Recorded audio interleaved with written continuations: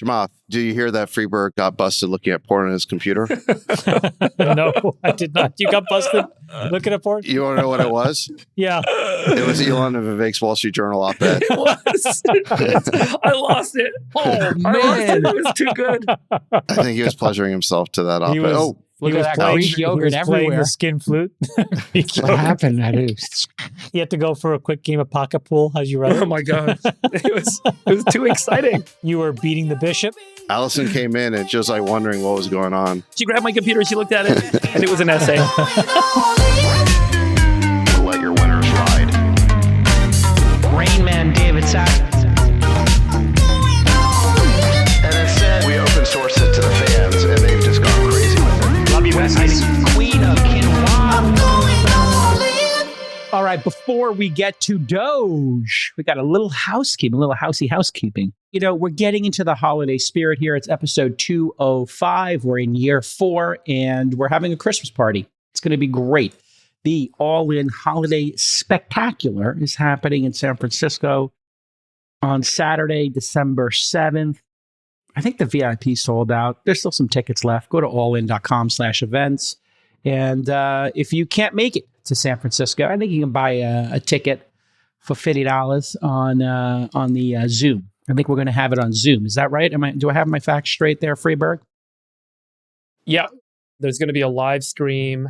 Thanks to Zoom for setting this up for us.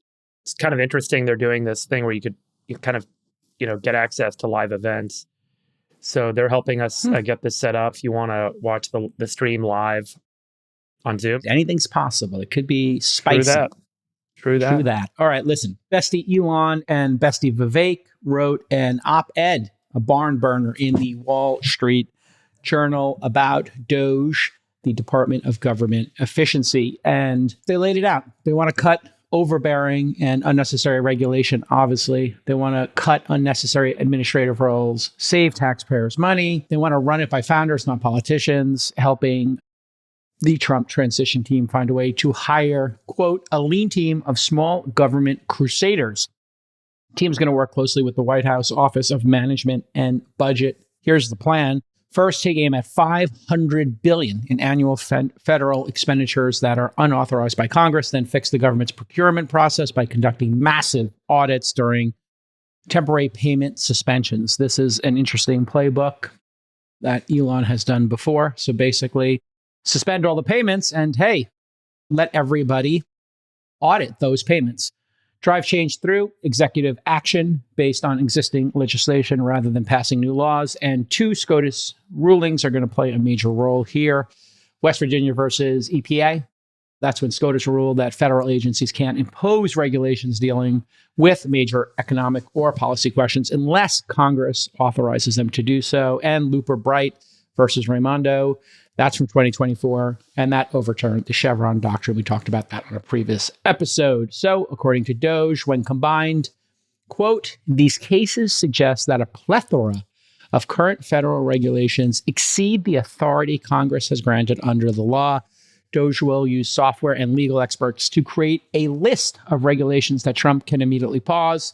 They're going to make some sort of a leaderboard, Elon said, and Vivek said he suspended his existing podcast. I didn't know he had a podcast, but he's doing a DOGE cast, a DOGE podcast.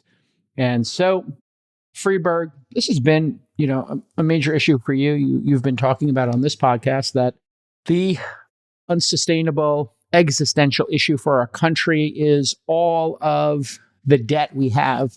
What are the chances that this is going to occur? Because obviously we all know the machine is going to fight to preserve the machine. Chances that we are sitting here in 4 years and we've seen meaningful cuts in spending and a meaningful reduction in size of the government. Look, DOGE has probably 18 months to do what they can do before the midterms. And there's going to be an inevitable amount of recoil and backlash that's going to arise from the actions that they're going to try and take and President Trump's going to try and take under the recommendations provided by DOGE. So they need to move fast and aggressively, and that's only going to cause the recoil to be harder and faster. There's going to be a ton of litigation. Obviously, everything's going to go to court. It's going to be incredibly politicized. What is frustrating and challenging to me is that there is nothing that they said that doesn't seem obvious and right. I don't know how you can politicize the points that they're making. Put aside their party, put aside who they are individually, put aside how we got here. At the end of the day, this federal government needs to be run more efficiently, more effectively. It is unfair, and it is a tax on every one of us to have money thrown away, to have wasted capital, to have bureaucracy that gets in the way of people being able to do their jobs. It is a tax on all of us and our kids and our future. It needs to be fixed. If it doesn't get fixed, as I've said countless times before, we are in an arithmetic death spiral. There is no way out of it. So by resolving both the inefficiency, reducing the bureaucracy, stopping the wasteful spending, having accountability in the government, we can actually get the United States another 50 years, 100 years, whatever long we want. But we were literally in a death spiral leading up to this moment. And I have no idea how we ended up on this timeline. I was over the moon and shocked when I read all of the progress over the last couple of weeks in putting this thing together. I did not know that this is where we would end up. I couldn't be more happy with what I think is going to happen with DOGE and its effect on, if not actually making the changes, shining a light on the issues that need to be addressed. And I will say it is unfair to Americans for this to be politicized. The Democrats shouldn't make this a Republican issue. This is not about Republicans doing damage. This is about doing the right thing for the government and for the country. And the Democrats had an opportunity to own this issue, and instead they've chosen to oppose it, which makes no sense. It is frustrating and challenging to me as an American to think that this is even a political point. This should be a what's right for America point. It's almost like we're going to war with ourselves, with our bureaucracy, with the morass that's been built up over the last couple of decades. And I'm thrilled that this is happening. And frankly, put the people aside. Maybe it's the fact that you need people that are as outspoken, as challenging, as difficult as these two particular individuals are going to run this group. But that might be what it takes for it to happen in the small 18-month window that they have. So I don't know. That's my rant on it. Yeah, great rant. And we had a Milton Friedman clip go viral, and he spoke exactly about his positions on what he would eliminate, departments like agriculture, commerce, education. Let's just play that clip. And then there was obviously the Milei interview by Lex Friedman earlier this week. Keep them or abolish them? Department of Agriculture. Abolish. Gone. Department of Commerce. Abolish. Gone. Department of Defense. Keep. Keep it. Department of Education. Abolish. Gone. Energy. Abolish. Health and Human Services. There is room for some public health activities to prevent the contagion. We'll eliminate half of the Department of Health and Human Services? Like that. Okay, one half. There we go. Housing and Urban Development? Out. Done. That's gone. Department of the Interior. The problem there is you first have to sell off all the land that the government owns. But that's what you should do. But it could be done pretty quickly. It could be done. You should do that. Department of Justice. Oh, yes. Keep that one. Keep that one. Labor. No. Gone. State. Keep. Keep it. Transportation. Gone. Gone. The Treasury. You have to keep it to collect taxes. All right. Collect taxes through the Treasury. Sachs, you see that clip? You see the activity going on with DOGE. Do you think that the machine will allow what Milton Friedman is describing there, what Javier Milei is doing in Argentina, and what Elon is proposing with DOGE? Do you think the machine's going to allow, the wholesale deleting of Department of Agriculture, Department of Education at a federal level and move all that stuff to the states? What do you think is going to happen here? And how hard will the machine fight back against this in your mind? Because, hey, you might have some Republicans, some Democrats. They fought really hard to get jobs, to get subsidies, to put in factories, whatever from the federal government. Are they going to just give that all back? The clip is from 1998, by the way. Sachs, your thoughts? Well, that Milton Friedman clip, as great as it is, I mean, it really is outstanding, is setting expectations a little bit too high here. I mean, we're not going to be able to wipe out entire major departments of the government that are cabinet level positions. I don't think that's in the cards. What Milton Friedman's basically describing is a night watchman state, and I don't think we're going to get back to that. However, if you look right now at the opinions on the legacy media, MSDNC, CNN, all that kind of stuff, they are forecasting that DOGE is going to amount to nothing. They're basically saying that the powers that be in Washington are going to reject it completely. There's somehow going to be a falling out between Elon and DJT. They're just very cynical. GJT. And then you have people who are not necessarily dismissive in that way in the media, but just kind of longtime Washington insiders who feel like they've seen it all before and nothing ever happens. And so they're just very jaded and cynical. So I would say that, again, I wouldn't have the expectations of the Milton Friedman level, but I think that the expectations for DOGE right now are being set incredibly low by the media and by the Washington insiders. And I think there are good reasons to believe that the results will surpass those low expectations. Number one is you've got Elon Musk running this thing with Vivek, and Elon understands better than anybody the impact of deleterious regulations on business. So he can really put a microscope on that. He's got the largest speech platform in the world with X, the largest account on X. And he's also built a get out the vote operation that he funded in the last election that he's promised to keep around and potentially expand. So his influence hopefully is not going anywhere. He's going to be able to keep using that to help keep politicians Amplify, on side here. Right? Yeah. So that's number one is no one's ever made money betting against Elon Musk, and I don't expect that to start right now. Number two is you got Vivek, who is co-head with Elon of this thing. And I think he's a perfect partner for Elon because Vivek, first of all, he's a brilliant guy with a lot of success in business, but he's also a Harvard-trained lawyer. He's a brilliant legal mind. And I think you could see in that op-ed, I suspect the parts that were citing all those Supreme Court decisions were his influence. And so they figured out a legal roadmap here. It's not just a matter of kind of going to Congress and hoping Congress acts. They've got a way here sequentially to do this through the executive branch, through executive orders, going through the court system. They've kind of got a game plan here that's not entirely reliant on legislation. So I think Vivek's influence and sort of legal strategic mind is a big asset here. And then I think the third reason to be optimistic is just the fact that this was printed on the Wall Street Journal op-ed page is suggestive in and of itself. What this shows is that this DOGE effort is, I think, uniting both the kind of populist reformers and the establishment types within the party. If Elon and Vivek were trying to get a mandate for No More Forever War, I don't think the Wall Street Journal would be publishing that, right?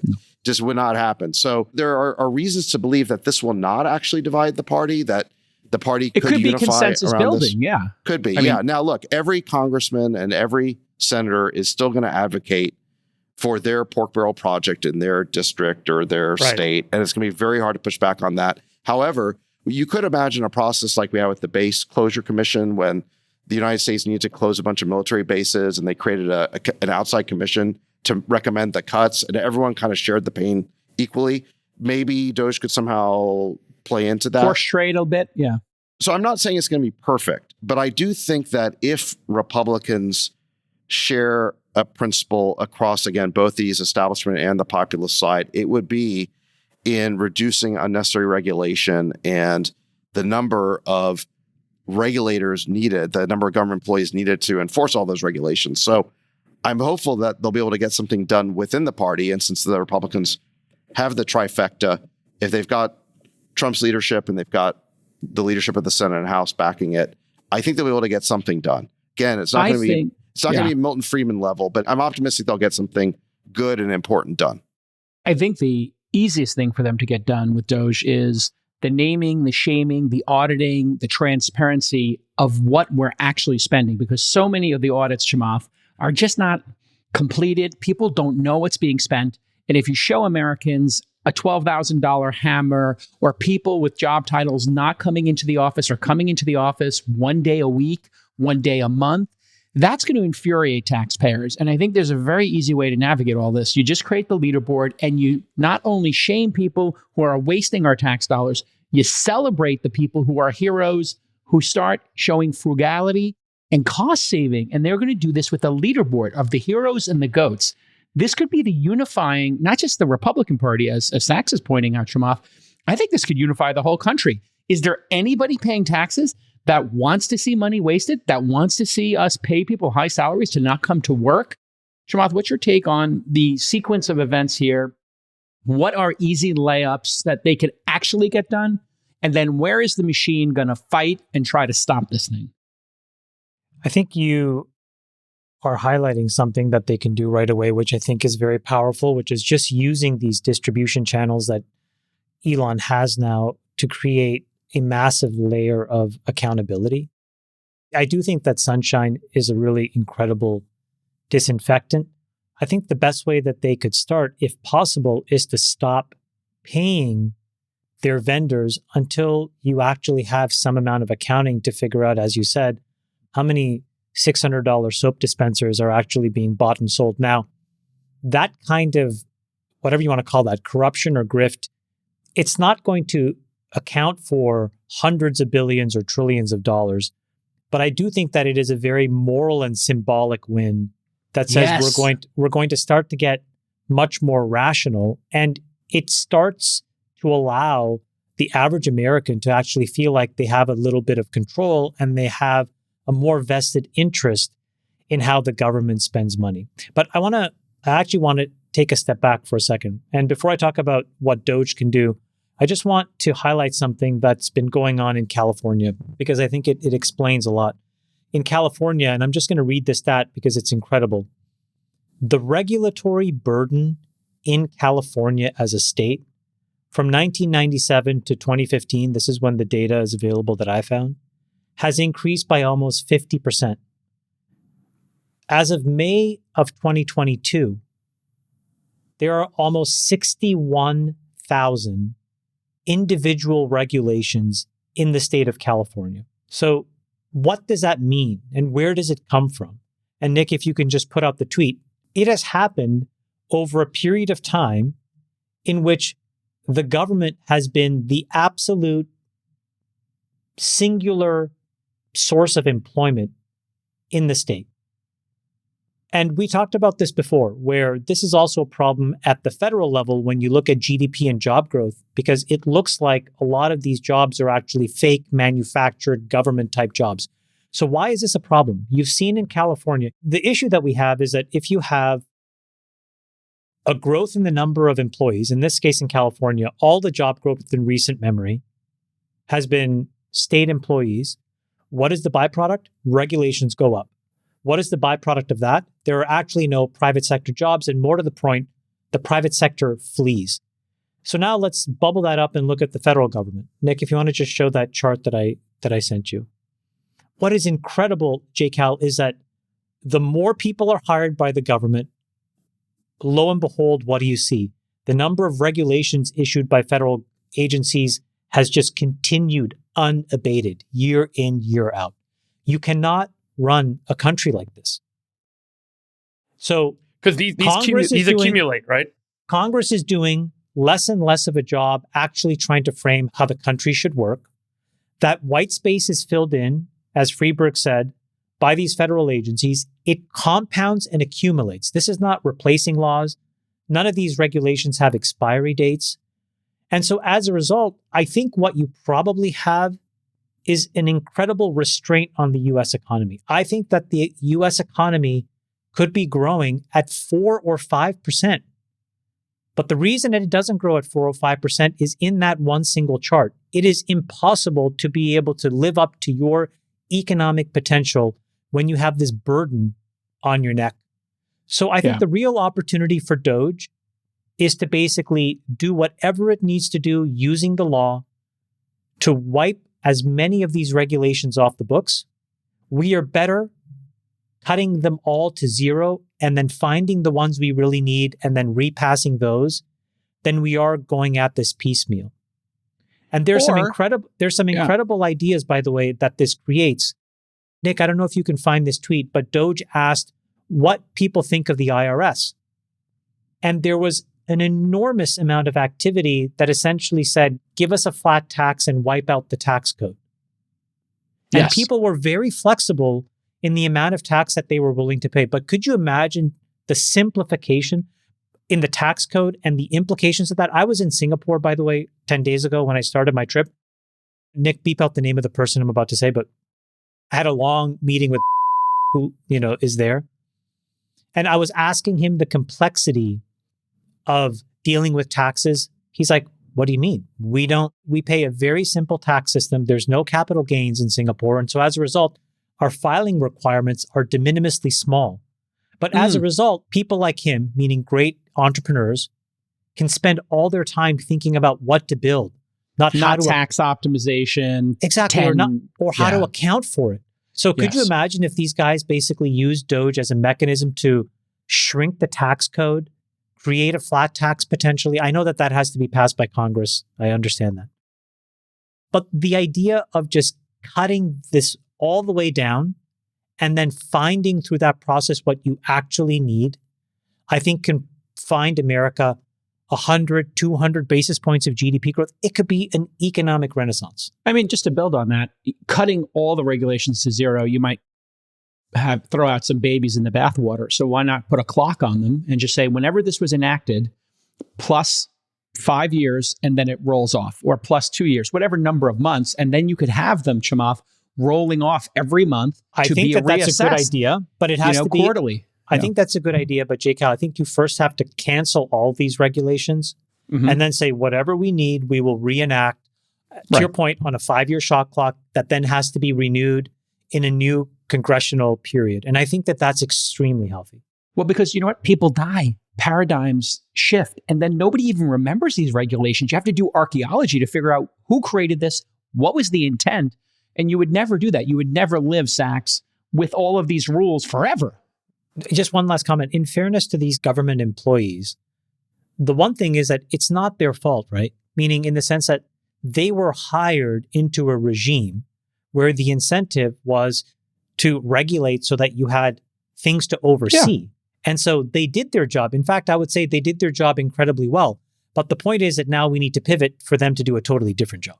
Well, Chamath, I'll hand this one over to Freeberg. Freeberg, if you were to get rid of regulations as somebody working in the government, you might work your way out of a job. So the incentive is completely perverse and reverse to what we actually need in the country, which is less regulation, more thoughtful regulation, and some process by taking these things on and off the books and adapting them to reality. Yeah. This is where I think we've talked about this many times in the past, but like all organizations have a natural tendency to grow. They want to grow. They're not like, find me one nonprofit or find me one university or find me one company or one government agency that's ever said, my job is to shrink myself. It's never happened. So why does that happen? Well, if you look at the like day-to-day operating role of each individual, over time, like all individuals, they want to do more. They want to have a bigger impact. They want to have more scale. They want to have more leverage. So there's this natural set of incentives that drives a lot of choices and operating procedures on the ground that create more structure, more scale, more leverage, and drive more hiring. Everyone wants to become a manager of people. They don't want to just be doing the same IC job forever, individual contributor job forever. So if they want to be a manager, they got to find more stuff to do. And then they got to hire people to do that stuff. So all of these organizations, whether, again, and we've all been on boards of nonprofits, I'm sure, and we've all been involved in this sort of thing. There's always this like incentive to raise more capital, to hire more people, to do more stuff that sort of, it's really unclear until you really dig into the psychology of each individual person working there, why this is happening. I don't think that the federal government is any different. Each of these people feel they want to be more important. They want to have a bigger role. They want to have a bigger impact. Make more impact, yeah. So virtuous, if your job, right? If your job directionally is to regulate, then what's the scalar on regulation? More regulation. So therefore, to do more, you have to regulate more. There's no regulator that says, I want to regulate less over time, because we've created a system that's one directional.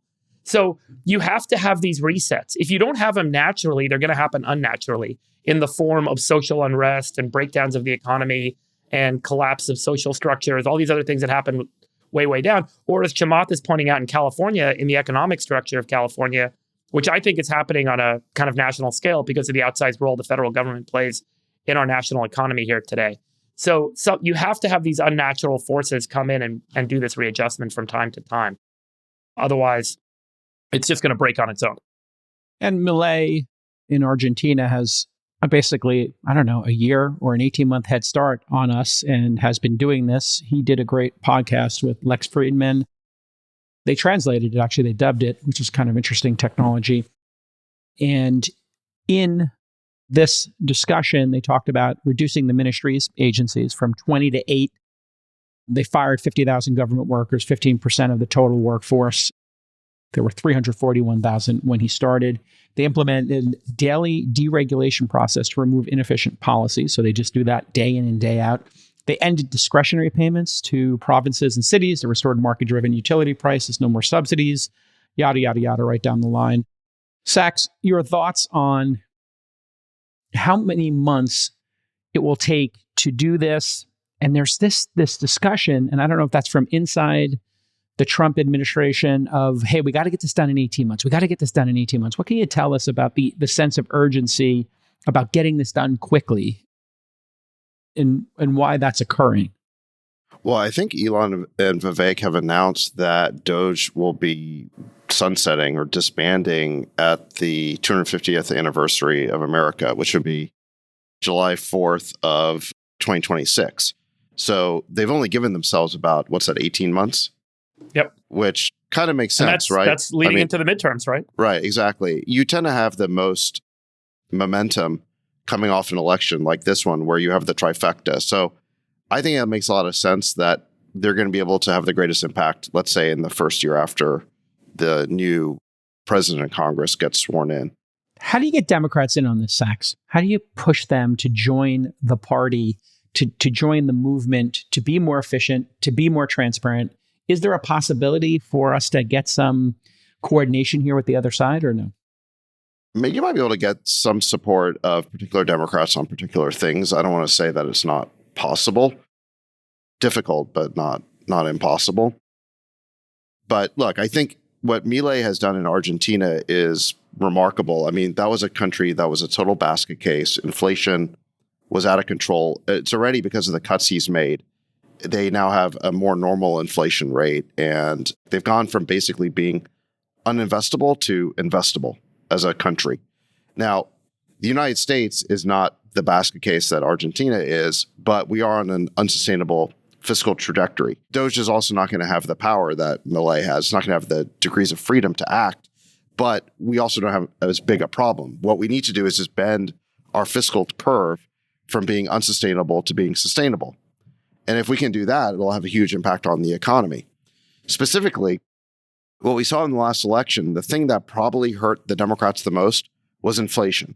Voters clearly do not like inflation. They do not like the diminishment of their purchasing power. But how do you stop inflation? You have to raise interest rates. And that's not good either, because that raises the cost of a mortgage, that raises the cost of a car payment. It's bad for investment, right? Because if interest rates are higher, then that means the discount rate on stocks and real estate on every investment class basically is higher. And the hurdle rate for investments higher. So high interest rates are also bad for the economy. So how do you get out of that box where you either have high inflation or high interest rates? The only way is to bend the fiscal curve to that more sustainable path. And if you can do that, the bond markets will actually give you credit for it in advance, because they know that they're not going to be flooded with the need to keep funding all of this U.S. government debt. So we either get to kind of, startups have this saying about being either default alive or default dead. We either get to default sustainable or default unsustainable. Right now, we're unsustainable. The bond markets know it. Inflation remains persistently high, around 3%. The Fed has not been able to cut interest rates the way that they expected to. Remember, the markets were expecting 7 cuts this year. We got basically 3. We got a 50 and a 25. So it's just hasn't been the cuts that people were expecting. And that's because inflation hasn't come down as much as people thought. So if DOGE, working with the rest of the government, OMB, the Treasury, Congress, executive orders, can now convince the markets that the U.S. financial picture is more sustainable, we'll get credit for that. Interest rates will come down, and that'll lead to a boom in the economy. So it's all win-win if they can pull this off. Friedberg, any final thoughts here before we move on from DOGE? Wishing Elon and Vivek as much success as possible. Everybody should be rooting for this. You want to give us your final thoughts? I feel like America is Neo from the Matrix, where there was 1,000 bullets being shot at America, and we literally had to dodge every single one of them in order to get to this point. I am so shocked and surprised in a positive way that we ended up on this particular timeline. Look, everything had to go the way it went for this to have happened. Biden decided to run for re-election. Biden stayed in too long. They didn't run a primary. They put Kamala in. Elon got off the fences, switched parties. Elon decided to throw $100 million at the problem. Elon bought Twitter. China had a real estate bubble. I mean, you can go down the list of things that had to go right for us to get to this very moment where a small group of people have recognized the fiscal death spiral that the United States federal government has been in and have the authority and the capacity and the skills to be able to go and execute against a solution. I have no idea how this could have been architected. Maybe Sachs knew all along, and I convinced him 2 years ago that this was how things had to go, and he's been designing it like Emperor Palpatine. Maybe it's you talking about Ray Dalio and the end of the empire for 3 years honestly, on this podcast. Maybe you did it, Freeberg. We give you credit. Remember, when we talked with Dalio about this, he's like, there have been a handful. And also around the relationship with China, which I think this is all very tightly related, we may have dodged a lot of bullets. And if the United States can get its house in order, reduce federal spending while increasing economic activity, it can be a tremendous unlock for the U.S. and for world peace. So, because again, I think that conflict arises when we don't have our own fiscal house in order.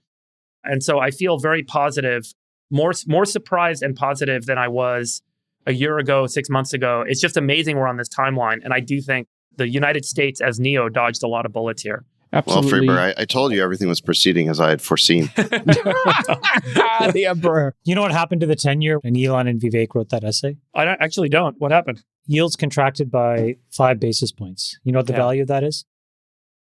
Couple billion. 15 billion per year. Yeah. So I think that it was probably $100 billion essay. Just writing it. I think you will find that this Doge is quite operational. I mean, I think it's got a chance. I mean, if you can't, I just wish it weren't political, right? I want all Americans and Democrats to stand up and say, this is the right thing for the United States. Forget about the fact. Guys, and the problem essay, is, the essay saved us $100 billion. Just the essay. Here's Thank the you. thing. You're going to need a day. You're going to have to be very strategic. True. About how if they detailed what they're doing. Pick the Doge teams is going to have to be very strategic to pick things that are consensus building, that don't make people feel like this is going to grind the poor more and make the rich richer. That's the expectation. That's going to be the negative framing on this, I predict, which is it's just a bunch of rich guys making cuts, talking their books, making cuts for things that are their pet projects, their investments. They have to come out and not make it that. They have to make it, here's inefficiency, here's inefficiency, here's inefficiency. And a great way to do that would be to say the efficiency gains and the tax cuts are going to go to people making, let's say, under $250,000. These cuts are not being made just to make the rich richer. That's going to be the framing. But Jason, that's my best advice. Don't you think that that's going to happen no matter what? What? Which part of it? That they're going to say that no matter what. So I actually disagree with the first part of what you said. I agree with you that the mainstream media will try to characterize this as hurting the poor. I agree. And I'm not sure yet whether it's still or not. Yeah. But I think the first part I disagree with is I don't think they should operate towards consensus. I think that they should do what's right. Well, you could do what's right, and you could start with things that are the most wasteful. Like if you start cutting kids' lunches or Pell Grants, or you start cutting people's jobs in healthcare or education that people perceive are helping people, I think you're going to just feed into this narrative that it's a way to cut taxes on rich people. And you know what? You do need to build consensus. How does that cut taxes on rich people? If you cut regulations and a bunch of our companies benefit from it, just to be self-aware, the framing is already that this is an effort for companies that we invest in to have less regulation, to make the equity holders in those companies more rich. You have to make sure that it's for all Americans. You have to make sure the savings is for all Americans and that all Americans benefit from it. And the way they benefit it, the best framing they could do is your taxes are going to be lower because you're not wasting your tax dollars. If they can keep to that, not, hey, we're moving regulations so that our companies I think, to be honest with bigger. Being a hairdresser requires more regulation than being any one of most of my companies. So I actually think it benefits. 100%. I think it benefits I don't- other people way, way more than it benefits me. And you have Jason, to you show should it, is my point. look- Show it. look- That's the point, is you have to show people that you're doing this for everybody, not just for the people on this podcast and our friends. That's going to be the key. What Chamath just said is so important. There's a great interview, I've mentioned this in the past, between Tim Ferriss and Charles Koch from a couple of years ago, where he brings up this exact example Yes. about how regulatory burdens make it difficult for women to become hairdressers. It's like $7,000. So they don't have the capital to do that because of the regulatory burden to get there. Think about Regulatory building capture, yeah. building your home, or, like let's say you want to put a shower in your bathroom, change the shower in your bathroom. You don't want to spend $15,000 on all the permitting regulatory stuff to make that happen. It's going to unlock value for everyone. That's a small example of kind of a regulatory problem, but this benefits everyone. And the cost And of my point is, transportation you will come have to down. communicate that. You have to be able to communicate that. And that's where using Milei's Elon's point is platform. But Milei's point is it shows up in the did economy. the perfect job of communicating this to people. And that's the playbook, Freeberg. That's my point. People are going to fight this. You have to convince them. You have to show them that this is helping Okay, everybody. but can That's we just my point. agree that but that's different than how you started. You said only work on consensus projects. No, I didn't say that. I think you have that to is what you highlight said at the those, do them beginning. first. I said do those first. Make sure that people understand this is to save them money. I'm not saying that you don't change regulations for spaceships and self-driving cars as well, but you have to make sure you show people that this can benefit them, or else they're going to just fight it. And then it's going to be all this effort will be for naught. If you get a bunch of Republicans, Sachs, who start fighting this, and you have a splintering in your party because they feel like this isn't helping their local constituents, this whole thing could be for naught.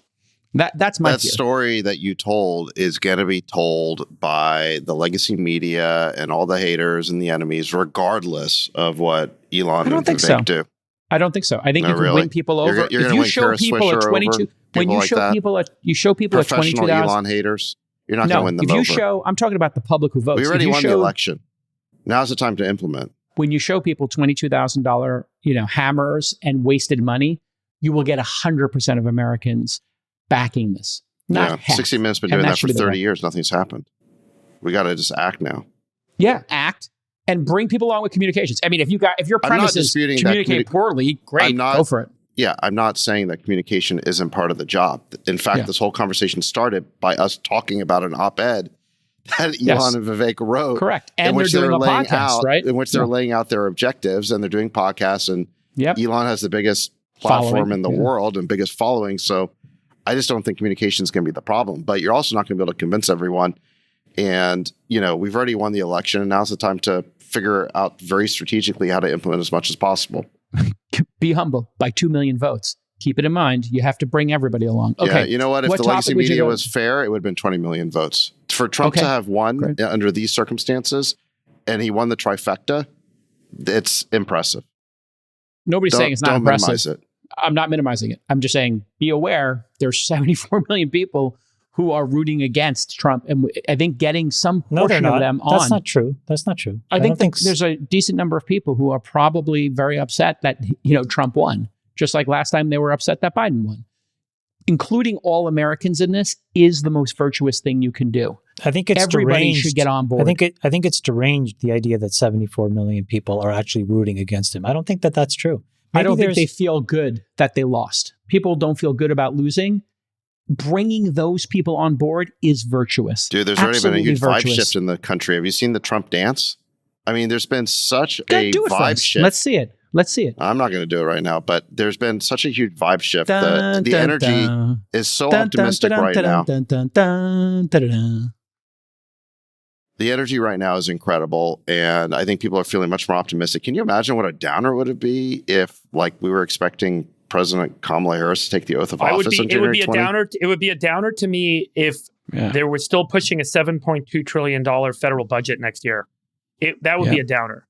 And by the way, I think that there's a deeply linked relationship between social issues, economic issues, political policies, and foreign conflict.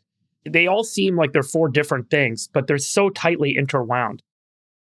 And it's interesting how everything kind of moves together with this shift in who ended up winning this election cycle. And I think it really speaks to the relationship between the four. Well, by the way, there's a great meme that was floating around where it showed a photo of Trump Elon, Bobby Kennedy, and Tulsi Gabbard, and it said that all four of these people used to be Democrats. Yep. You know, Oh, so and the put Joe Democrats- Rogan in it. I tweeted that. yeah, and I put put Joe Rogan in it, Rogan in it, too. It used to be that Democrats of were them. progressive. Progressive means progress, looking forward. And the last decade, the last couple of years in particular, I think a lot of people that I know that are former Democrats, and Chamath, you can speak for yourself, feel like the Democrats stopped looking forward. And it was all about trying to it was recast pessimistic the past. and grievance and victim culture. And all of a sudden, you've got guys like Elon promoting themselves as Republicans, highlighting that this is the party that looks forward. This is the party that drives progress. It's an amazing shift. I don't know if there's been anything like it that's happened this quickly. And I voted more to make America great again than I did vote for being a Republican. I think that the Republican Party right, totally. is less important than it's ever been. And I think MAGA is more important than it's ever been. I agree. And I'd say the biggest risk to the whole agenda, it probably is not the Democrats. It's actually some of these old bulls in Congress who are anti-MAGA for some reason. Trump is the one who just won the trifecta. He just won this big election. If you stick with the old Republican message, you're just a surefire loser. So give Trump his due as the leader of the party, realize it's now a MAGA party, and let's get some things done. If the reform agenda fails, to be frank, it probably is not going to be the Democrats. It's probably going to be these holdouts in the Republican Party who thwart it. Yeah. Yeah, that was my question earlier. I think I asked it twice. I didn't get anybody to engage in it. How do you convince them? How are they being brought on board to this if they have all this pork barrel spending? Is there a strategy there? Or do you have a strategy? I think Sachs laid it out, which is that if you use the combination of the carrot and the stick, I think the carrot is creating transparency. And I think the other part of the carrot is you'll have now an extremely well-funded PAC that can support people who are on board with this agenda. But the stick is, if you don't, I think that if Elon makes this a really concerted long-term part of his strategy, then I think you should run candidates who actually are aligned with the agenda that the Make America Great Again movement wants. So I think that's the carrot and stick, Jason, which is like some of these old Republicans will have to decide, do I basically help invest in a renewal of the American spirit, or do I keep pushing back because I like the way it was and I want to go to war and I want to cozy up to these lobbyists? I think those folks are going to have a very tough 4 and 8 years, because I think you'll see a bunch of MAGA candidates rising up to run against them everywhere in the United States. As you can see, my young apprentice, your friends have failed. Now witness the firepower of this fully armed and operational battle station. Man, I said be humble like 3 times. None of it's sinking in. Huh? No, I just explained the risks. I've Yeah. been very clear. You're not going to get Milton Friedman, okay? You're not going to get Javier Milei. What we can hopefully get is a bending of the curve towards sustainable. I mean, I'm setting my expectations to be realistic, okay? I mean, breaking even would be great. If we just weren't adding to the debt, that would be amazing. No, I mean, that would go be back, a huge win, right? Look, if the federal budget gets to $3 trillion and regulation gets cut, if you get 50% of the regulations in federal agencies cut, I think you unleash an economic sonic boom. I'm all in on DOGE. I think it's the greatest thing that could ever happen. My gosh, It's could you awesome. imagine America clocking in 4% Do you guys deal with regulatory? GDPs? I mean, how much are you guys stuck with zero. companies? Zero. I'm dealing It's with not a real massive issue. regulatory. The regulatory stuff is brutal, man. I It's mean, it's legit brain melting shit. tell me your number one regulatory frustration. We can go around the horn. This is a great topic, actually. I don't have any. I think I'm very blessed to work in an industry that's very light with regulation. I think it affects many, many other industries that, if they were unleashed, could contribute to American GDP Real in estate, exceptional. construction, I also energy, think regulations are infrastructure. very regressive because they touch poor and middle income people way more than it touched folks like me. 100%. And so rip these regulations out. 2 regulations that do affect you: crypto regulation and capital formation. Both of those things are They haven't massive. hurt me. They haven't hurt I me. wouldn't This is say my point. hurt Is like, you, but they Chamath definitely can are go raise throttling the capital. economy, right? I can snap a finger and raise a couple $2 billion. That is not, it's, so I'm in a unique position, and I recognize that. What is much harder is if you're trying to be an electrician, if you're trying to be a hairdresser, if you're trying to be a massage therapist, when you have to spend 15, 20, 30% of your salary on licensure. Why? Totally. Why do we need these stupid rules? Totally. If you're a person that's trying to like construct a home, why does it take 6 and 8 weeks to get permits approved? Why? And there are no good answers for these things. So forget about me. Like, it doesn't matter about me. But the mainline part of the United States economy, as I said before, is a coiled spring. If you get rid of those regulations, it disproportionately impacts middle income and lower middle income jobs. This is why if you see GDP, if America clocks in GDP at 4 to 4.5%, watch out, folks. Sonic boom. Watch out.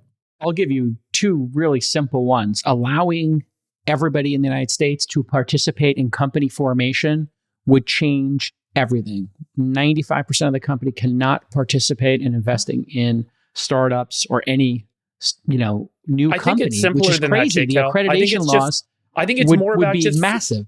freedom to operate, just freedom to do stuff you want to do. Well, that's what it is. I mean, you're free to go to Vegas and gamble. You're free to, play, online I think the next sports, governor but of you're not free to buy California- Bitcoin. You're not free to buy. You are free to buy Bitcoin. You can buy it Bitcoin right now. you can, yeah, but you're not free to create a token, right? There should not be sure some that clear that's path the- of regulation. I think there's for that. many more traditional forms of economic growth that we can have before we need to make ICOs legal and easier. I want to say something. I think that the person that runs for governor in California should commit to cutting those 65,000 regulations down to 10,000 as needed, to replacing the DMV with a digital app, and to cut taxes to near zero, and to create school choice. Whoever does That'd be that incredible. will create a renaissance in California. It's the 5th largest economy in the world, folks. And it can be a bellwether for the rest of the world. Well, Absolutely. there's a lot of scuttlebutt online that Nicole Shanahan's going to run for governor of California. And I'd be all in favor of that. I would say that of all the political personalities involved in the election over the past year, she gets my most improved award. I remember when Bobby named her to his ticket, I was a little bit skeptical of that choice because of some of the causes that she had identified with or donated to in the past. But she, I think, has ended up being a star. She's pretty based. She's a star. Yeah, totally. I mean, she's red pilled and ended up supporting Maha and MAGA. And I don't think we're going to get anyone better in California. So if she's willing to do it and take it on, that'd be awesome. Sax, what about you? You don't want that mansion? It'd be a significant downgrade for me. I was about to say, you took the joke right out before I got to it. Damn it. That was such an easy one. Yeah, you could live in the governor's mansion, also known as smaller than your guest house. That would be your backup man cave. Well, actually, that's happened. People have, in New York, I remember one of the governors was like, yeah, I'm good. I don't need to live in the mansion. Where do you want to go next, boys? We have other things on the docket. Would you like to go to our war correspondent? Would you like to go World War III. Chrome, Google breakup? Would you like to go NVIDIA? Where would you like to go? World War III, I think, is important. Sax, you put World War III on the docket. Would you like to tee it up for us? Yeah. Sure. Well, there's several events that have happened in reasonably close succession. The first thing to understand is what's happening on the ground in Ukraine. The Ukrainians have been losing territory at an accelerating pace. There's an excellent graphic in the New York Times that I'll put on the screen that shows this. It's not a stalemate. Remember, I said on this podcast 6 months or a year ago that it was no longer a stalemate. It was a war of attrition in which the Ukrainians were now losing. And every single month now, the Russians are taking more and more territory. Again, the curve is accelerating. We'd all invest in a business who had a growth curve that looked like this. So not good news for the Ukrainians. In response to that, I think that's fundamentally the condition on the ground that's created the next set of actions, which is the Biden administration finally approved the use of long-range missiles, ATACMS missiles, Storm Shadows to hit territory deep inside of Russia. The Russians believe, and I don't know whether this is true or not, but what they say is that those weapons cannot be operated without Americans or British operators being there to, they're too complicated for the Ukrainians just to use on their own. So the Russians view this as not just a direct attack on their homeland, on their motherland, but also a direct involvement by the NATO allies, United States, and Britain in the war. And that is a big escalation. A lot of people say that the Russians have all these red lines, we keep crossing them and they don't do anything. That's not true. If you actually listen to what the Russians have said, there's only been two red lines. The first red line was they said they would not accept NATO expanding to Ukraine. And they proved their seriousness on that issue by invading Ukraine in February of 2022. The second red line is they said that they would not accept American long-range missiles being used to target inside of Russia.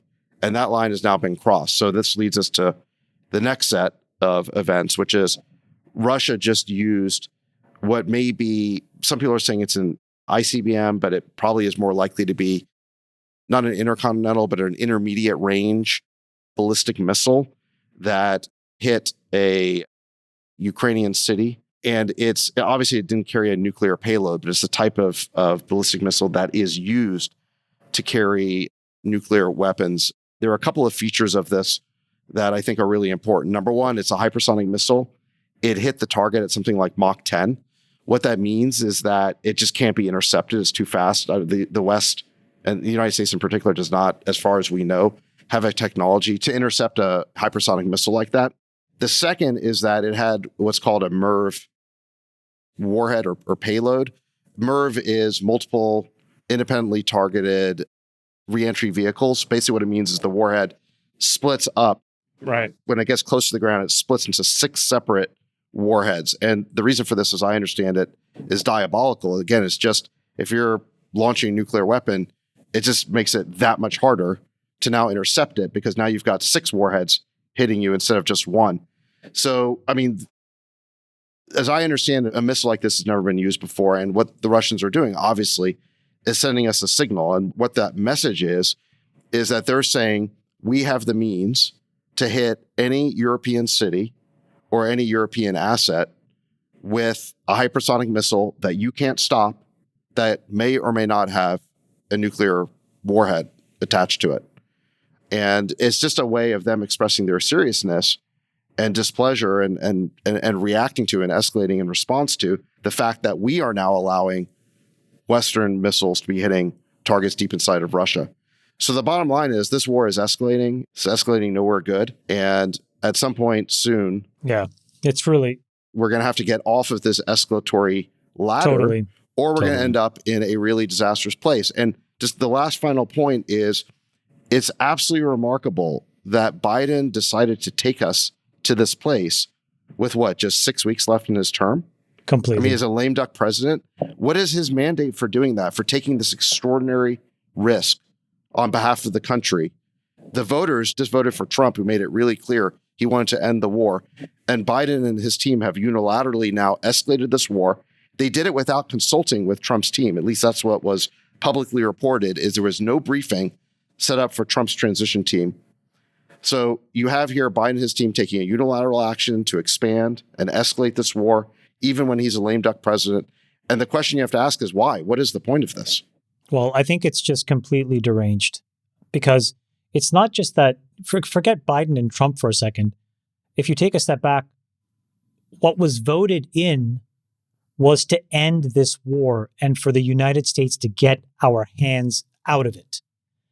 So you couldn't have a clearer message to the sitting president in the White House, which is this is not what Americans want. And so to basically ignore the will of the voters and to essentially go and push another country into the brink, I think is so incredibly responsible. And, other times we've said in the past, take Donald Trump seriously, but not literally. Russia, you should take seriously and literally, because they actually write it down for you and tell you. And so when they said every act of aggression from now on is going to be viewed by us on a look-through basis to the actual country that is enabling this to happen, you couldn't be more clear. But Americans couldn't have been more clear, which is we don't want this war anymore. And I just think it's really deranged what the Biden White House is doing. It's incredibly dangerous. And by the way, not to mention, it's incredibly costly as well. I mean, we've had some last minute efforts to sort of tamp down on these last minute budget approvals and whatnot. But we're talking about tens and hundreds of billions of dollars that we're giving on top of the risk of nuclear escalation. I just think it's absolutely crazy. It's absolutely crazy. Putin is not a dummy. He has heard and seen Trump's campaign rhetoric, and Sachs, I don't know if this is this has been publicly reported that he had a call with Trump after the election victory. Does Putin not see that in a couple of weeks, a couple of months, there will be new leadership in the White House and there's going to be a path to a resolution here? Like, does that not give us all a little bit of reprieve that this is not going to escalate because everyone's waiting for January 20th? Oh, I mean, for sure. I mean, thank goodness, I would say that we have a new president coming in who does not own this war. I mean, the problem with Biden is that he completely owns this war and he does not want to admit defeat. And so what you've seen is that over the last couple of years, every weapon system that Biden said he wouldn't give to Ukraine because it could literally cause World War III, these are Biden's words. He said it could be Armageddon if we gave Ukraine F-16s. It could be Armageddon if we gave them Abrams tanks. It would be Armageddon if we gave them HIMARS and ATACMS, and could lead to World War III if we let them hit targets inside of Russia. These are Biden's words. And he has basically given in on every single one of those points because he's so committed to this policy, right? He's in the quagmire. He can only double down. He doesn't know how to extricate himself. And now we don't know exactly what Kamala Harris would have done, but I think probably she would have inherited Joe Biden's policy and likely continued it. And I think we have a wonderful opportunity here with Trump taking office. He doesn't own this policy. He can look at it with fresh eyes. And most importantly, he campaigned on ending the war. So he has the mandate of the American people to stop it. All I can say is thank goodness. And we just need to get through the next 2 months. We just need to get to January 20th without there being some new horrible escalation in this war. Joe Biden is martingaling. That's his strategy for the Ukraine-Russia war. Just keep doubling down and doubling down. Oh, yeah. Do you want to explain what that is? Oh, yeah. Sorry. Martingaling is a strategy in gambling where, let's just say, you start betting $1 and you lose. Your next bet is $2. If you lose, your next bet is $4. If you lose, your next bet is $8. And eventually you'll win once is the theory. But there's many times where martingaling does not work. But you only win $1. So you could be betting, 80, $40, $80, $160, $320, and then you finally win and you win $1. Right. Or you go broke. That's a great analogy because you can also go broke, right? Well, this is why they have caps at the roulette table. One time I would do this as a joke. That's why all casinos have a max. Yeah, exactly. So I would do this as a joke with my wife, or when I was at the World Series of Poker, I'd be like, I'll go to pay for dinner or lunch or whatever. And I put $100 on black, lose, put 200 on black, win, go pay for lunch. And I did it one time at the WSOP, and I went 100, 200, 400, 800, 1,600. I ran out of cash. I got 3,200 from my friend. I put it down. The floor man came over and said, "That's your last bet." Oh no, my buddy and I would go play if you do this. Yeah. In our college years, early 20s, we would go to drink for free at the casino. You just sit at the blackjack table and you just keep I've been with you at that blackjack table and watched you drink. This was a long time ago. This happened last year. So if you bet $1, and then you bet $2, you can just keep drinking for free for like 2 or 3 hours, and then go out and enjoy your night. You've made $15 and call it a night. Did I tell you about the losing $1 million playing roulette? No. What? Me, Nick, you got to beep out the names. Me. It was me. And did tell me this. You did tell me this. Yeah, this is so good. Says, guys, I've developed a system. It's foolproof. Oh, no. That's always what happens before you lose $1 million. And he says, somebody says that. It's like, we need to risk $1 million. We can win like 2 or 3. And it's like 99.996%. So I say to him, so are you really telling me that we just have to fade 0.004% chance of like total loss? Mm. And he says, yep. Well, guess what hit? The 0.004% shot. Me. Totally. And it was devastating. I just kept looking at this thing like, what just happened? He's like, oh, we lost. Yeah. And I was like, there it is, folks. Never again. I'm never going to play roulette again. I think the gambling analogies are the right analogies. Because I'm not saying World War III is going to happen. I've never said World War III is going to happen. I'm saying that there's a risk of World War III. And I don't need the risk to be very high to be very worried about it because it would be such a disastrous outcome, right? Totally. Exactly. So I want to minimize risk of ruin. I want there to be hopefully a zero risk of that. But you know what's interesting is remember just like a week or two ago, President Trump made that trip to DC and he met with Biden in the Oval Office. And Biden had this, he was like all smiles. And everyone's like wondering, why is he so happy? And the speculation was that he somehow wanted to Kamala lose or something. But now you think back on this, he must have known he was about to authorize this decision. So what he's doing here, he's grin Trump. He knows he's about to give Trump this horrible hand, right? He's about to make this situation in Ukraine so much worse so that Trump will have to inherit this mess. That is like the definition of grin. Yeah, he definitely knew more than that picture let on, because the interpretation of that picture was they are getting along. He's being super gracious. What an incredible gesture. And it just looked like very... Yeah, he promised a smooth transition of power. And then we find out that he didn't confer with his successor about this extraordinarily meaningful decision to escalate the war. Escalation, yeah. It's like, that's just crazy. It's crazy. You guys want to do Science Corner? I got one for you. Yeah, let's hear it. All right. Your super fans are desperate for a Science Corner. Give them one, Freeborn. Give them something. All right. I will give you Throw them guys something. Here's a depressing paper that was published in the journal Nature just this week. Research team out of Switzerland going over to the Swiss, where they are conducting extraordinary research in the epigenetics of fat cells in so obesity. we're going to fat shame me on the Science Corner. Go ahead. Great. No, we're actually going to understand perhaps why it is difficult for people that have been overweight to keep the weight off. I did read this, and I think it's fascinating. Yeah, explain it. It is really incredible. So remember, we've talked about this many times in the past, but every cell has all your DNA, all your genes.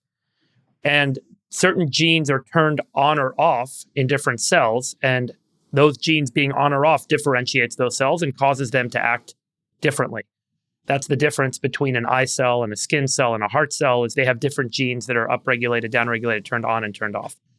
And even when you have different kinds of cells, you have certain genes that are overexpressed or underexpressed or overregulated or upregulated or downregulated. So that means that those genes are pumping out certain proteins that do certain things in that particular cell.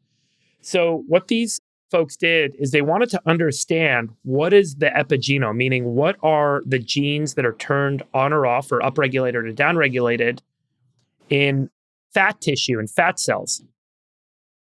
And does the epigenome change when an individual loses weight? So once they're obese and they lose weight, do the fat cells actually change their epigenome, or do they have an epigenetic memory?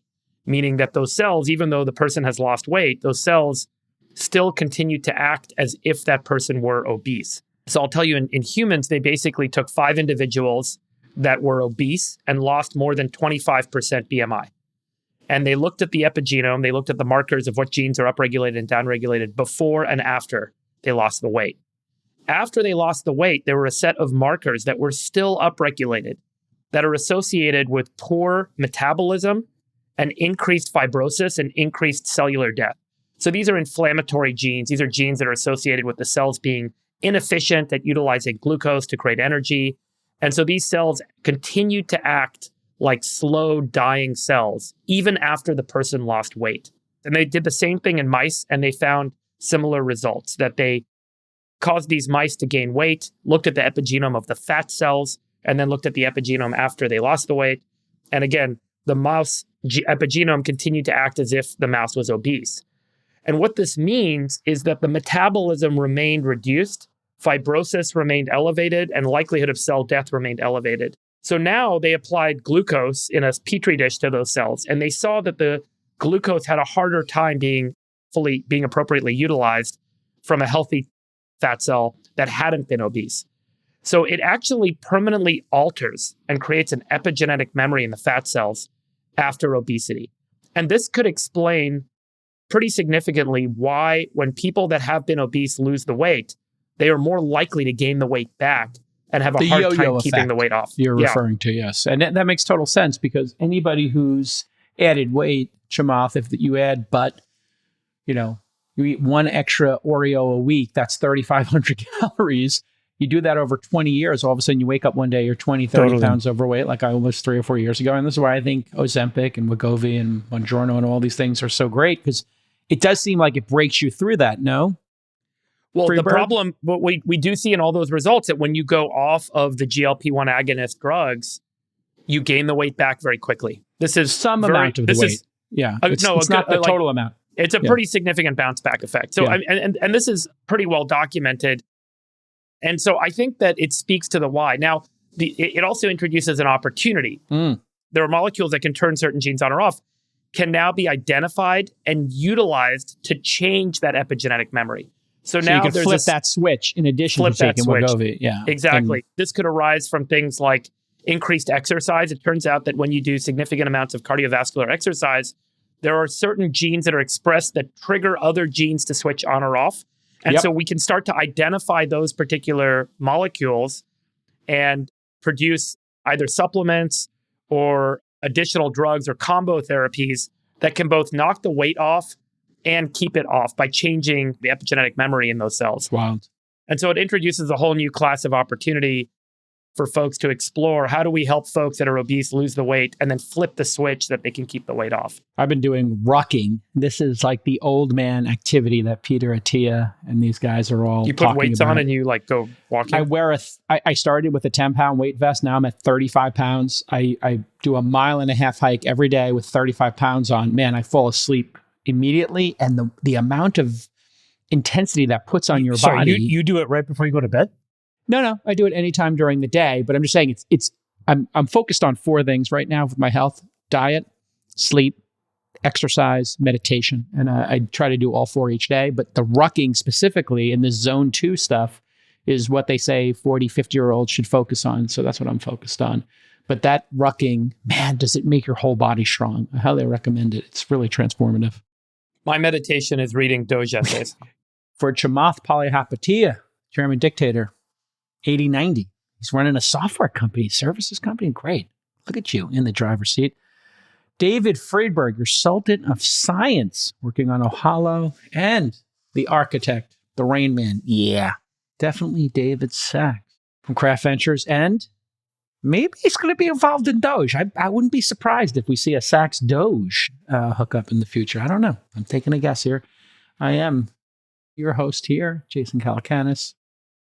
We'll see you all on December 7th, live or in person. By the way, did you see this spectacular? Did you see this tweet from Brian Johnson? He tweeted out all of his blood levels. This is incredible. I love this guy. Look at these results. They're incredible. If he can break this down into like a turnkey thing that normal folks like us can follow.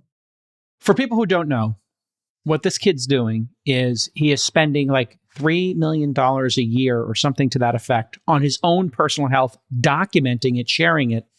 Everything from sleep to his bone density, everything is an open book. And he's made some products out of it as well. So you can eat his pudding too if you're interested in it. But I don't think it's as good as. But how do you follow his regimen? You know what I mean? Like it just seems too hard. You can't have a job. I mean, it's like he's got 2 jobs right now doing all this stuff. His biomarkers are showing he's 10 years younger than his actual biological age. Dude, look at some of these results. His speed of aging. He says his birthday now happens every 19 months. What the Freeberg. I mean, Freeberg, you look at what do you think like, here, science, from a science perspective? Any thoughts on all this? Well, I think his nighttime erection rate is pretty impressive. Not 3 hours and 8 minutes for a nighttime erection. How does he know is he that? reading Elon and Vivek's op-ed column? What's going on? Slowly. He's reading it very slowly. Wow, he's got a 240-pound bench press and an 800-pound leg press. Jesus. He looks like he's dead, though. That's the only problem with Guys, this, I gotta that go. he's so pale. Sachs has got to go. DJT on line 2. We'll see you all next time on the All In Podcast. Love you, boys. Bye-bye. Love you, boys. Bye. We'll let your winners ride. Rain Man David Sachs. And instead, we open source it to the fans, and they've just gone crazy with it. Love you, besties. Queen of quinoa.